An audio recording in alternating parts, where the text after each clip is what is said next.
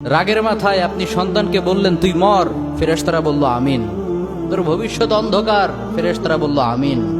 রেগে মেগে আপনি আপনার মেয়েকে বললেন জীবনেও তোর কপালে স্বামীর ভাত জুটবে না, ফেরেশতারা আবারও বলল আমিন।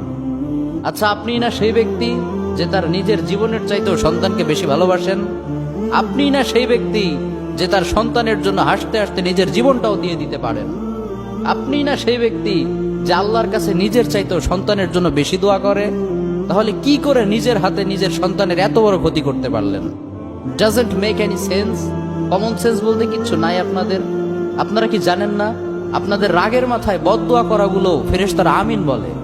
দাওয়াতুল ওয়ালিদ আলা ওয়ালাদি, বাবা মা তার সন্তানের জন্য যেই দোয়া করে সেটা ভালো হোক কিংবা বদদোয়া হোক, আল্লাহ সেটাই কবুল করে নেয়। এজন্য খবরদার, নেভার কার্স ইউর চিলড্রেন। রাগের মাথায় কখনো সন্তানকে অভিশাপ করবেন না। খুব বেশি রাগ উঠে গেলে তার জন্য উল্টা ভালো দোয়া করেন। কাবা শরীফের একজন ইমাম আছে, ইমাম আল কালবানি।